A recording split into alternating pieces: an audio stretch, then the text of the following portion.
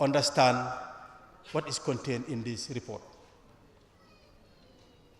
So I believe that this will help us manage with time. We can really manage time with this. Waaye li ma doon wax mooy naam naa cawarte ak mbégte pour taxawaat seen kanam jekkali di leen wax liggéey bi nga xam ne moom ngeen ñu sasoon moom lañu central committee bi sasoon ñu def ko xool sarta yi nga xam ne moo tënka parti bi muy constitution bi seet li nga xam ne moom la congrès bi jiitu woon balaa bii waxoon ne loolu lañ bëgga ñu def ko ci sarta parti bi gën a dëgëral parti bi gën a yaatal kuréeli parti yi gën a doole doomi parti bi gën a def ñu gën a sawar ci liggéey bi xam li ñu war a def liggéey boobu defoon nañ ko ba noppi ba dooroon nañ sax di leen wax liñ def mënutoon a jeex nag ndaje bi passé ñun suñ biir waxtaanoon nañ ne suñ ñëwatee comme que waxtu daf ñu tënkoon nañ fexe ba nga xam ne waxtu du nekkati lu ñoo tënka loolu naka lañ ko war a defee ñu ne nañ fexe ba li nga xam ne moom lañ liggéey def ko ci kàllaama angale binda ko nañ ko wax suñ làkka yi suñ kàllaama yi ba tax na waxoon nañ ko sottante nañ ko ci kàllaama mandinka loolu ku ñoo wax Lamine Sané nekk ci kuréel gi dëkk Angleterre nekk doomi parti bi moom moo ko defoon ci kàllaama mandinka Lamine Sané tamit def na ko ci kàllaama joola Demba Ba defal nañu ko ci kàllaama pulaar Demba Ba nag moom nekkul ci kuréel gi waaye ñun dañ demoon ñaan laaj kuréel gi nga xam ne ñoo amee information yi parti bi mu information bureau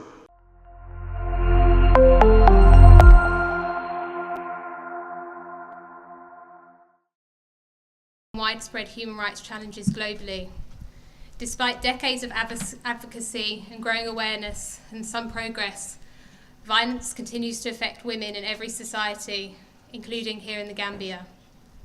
Women in politics face not only the broader risks of gender-based violence, but also targeted attacks, specifically because they choose to occupy public spaces and exercise leadership. International research, including now this very significant focus report on the Gambia, continues to show that women politicians and activists experience disproportionate levels of harassment, threats, and coercion. When women leaders are subjected to misogynistic abuse, intimidation, or harassment, whether in public forums or online spaces, it corrodes democratic values. It discourages women's political participation and undermines public trust in democratic institutions. The United Kingdom remains firmly committed to advancing gender equality and protecting women's participation in political and public spaces, from grassroots activists to elected leaders. Our International Women and Girls Strategy and our National Action Plan on Women, Peace and Security prioritises the protection of women in public life, including protection from online abuse and harassment. We're also proud of our long-standing partnership with the Westminster Foundation for Democracy, who continues to deliver important work globally in this field, including advancing gender equality in legislation.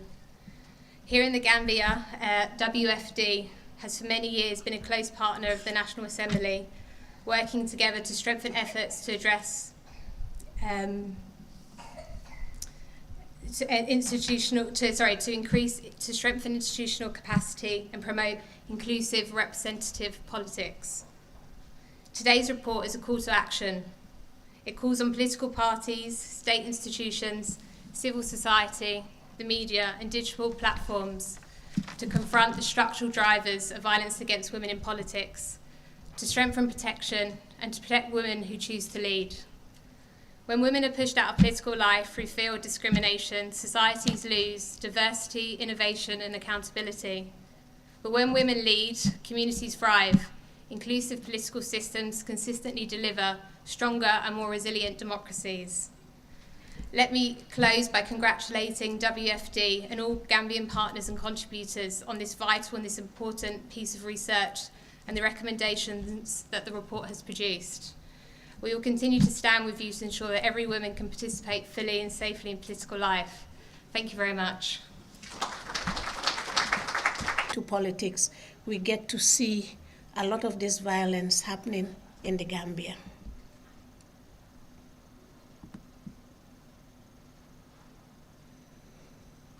So several gender studies have been done on politics against women, on violence against women in politics in the Gambia.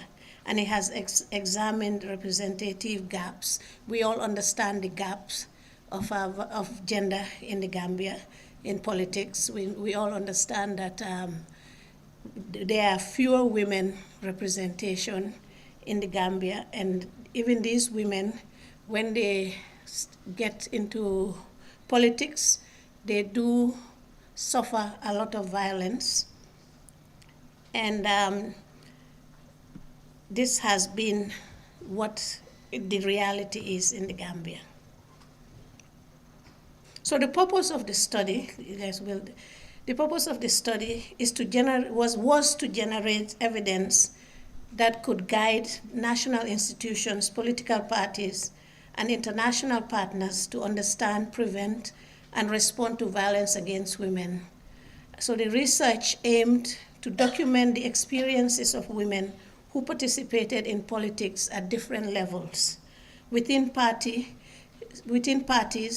during elections, and in public offices, to identify the form of violence used to exclude, intimidate, or punish women in political environments, analyze the role of political parties, electoral institutions, security agencies, and the justice system in enabling or failing to prevent violence against women.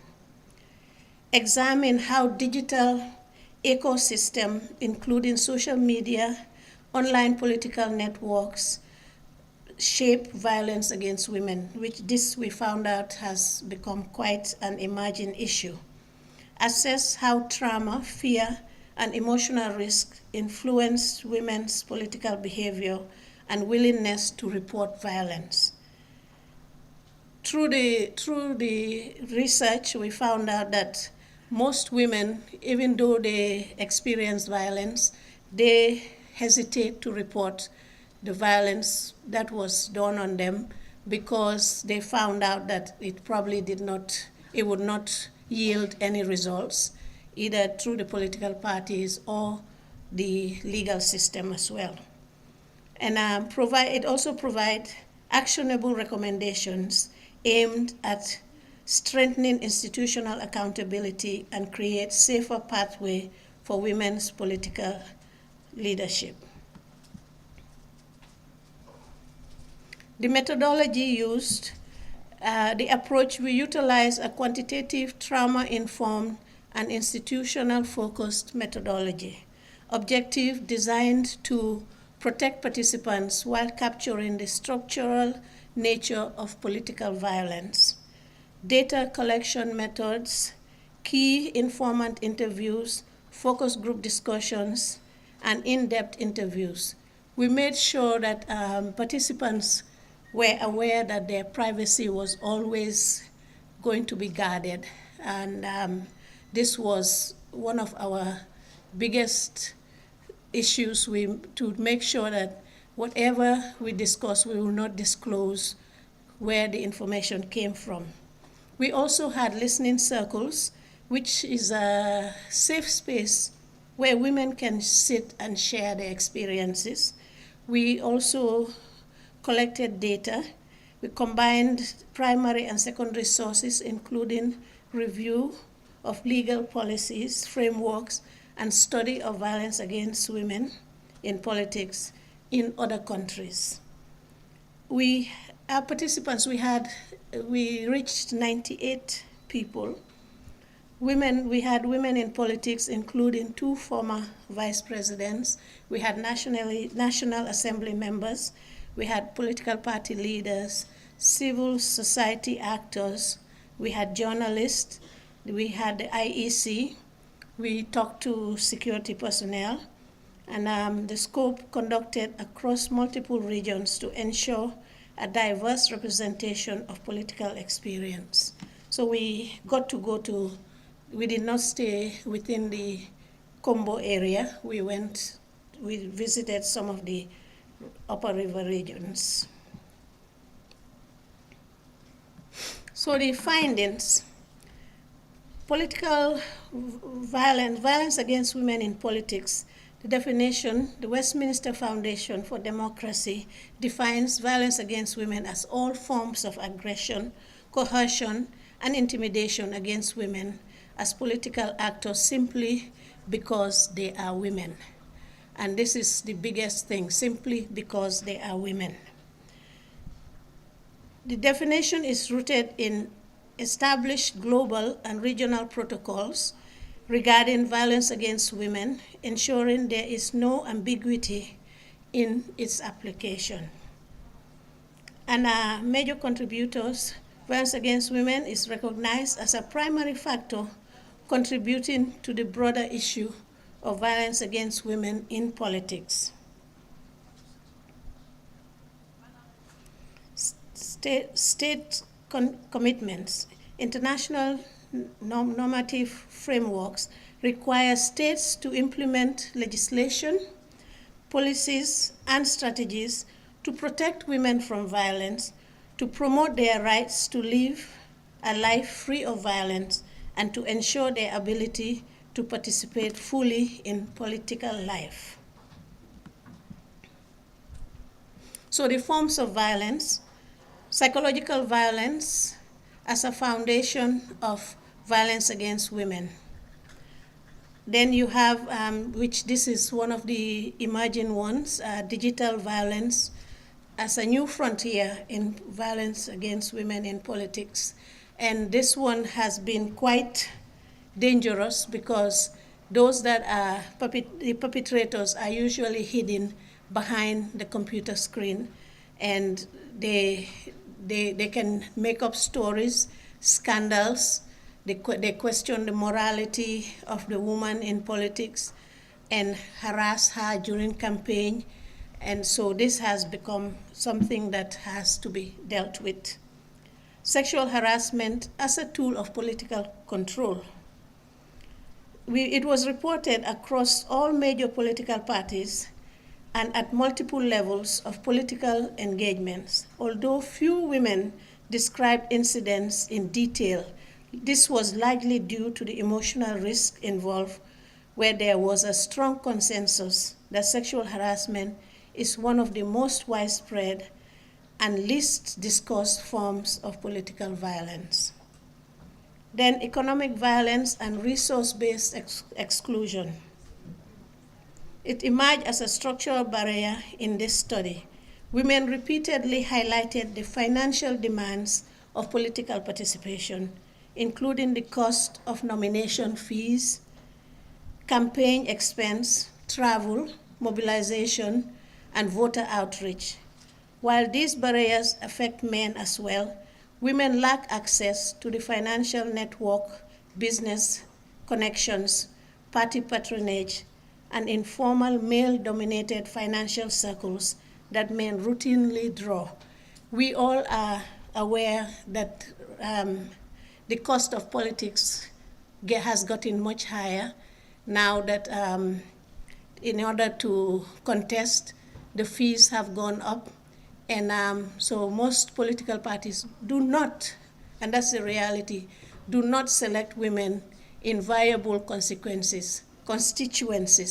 And so because of that, most women that want to vie for office will have to go as an independent candidate.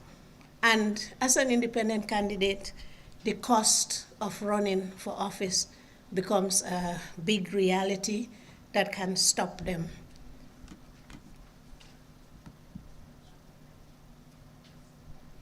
So the challenges in the data collection phase: while the study successfully reached a diverse group of 98 respondents across multiple regions, the data collection process encountered several significant operational hurdles.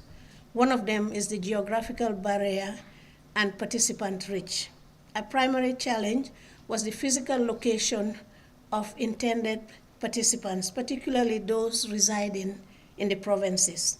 The vast distance and regional spread made it difficult for some participants to provide their input or engage directly with the research team, potentially limiting the representation of rural political experience. And digital literacy and technical constraints, this one was also quite a challenge because online questionnaires were deployed. However, a notable number of participants were unable to complete them due to the lack of computer knowledge and general digital literacy. This barrier was particularly evident among older participants or those with limited access to technology training, highlighting a digital divide in the data collection process. Institutional and procedural delay. Even within formal structured data collection was not always seamless. For instance, while specially designed questionnaires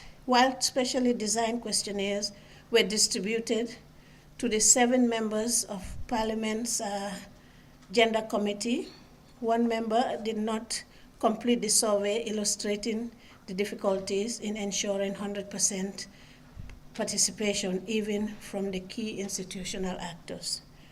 Then we also have the emotional and psychological risk. Trauma-informed approach required for this study meant that the data collection had to be handled with extreme sensitivity.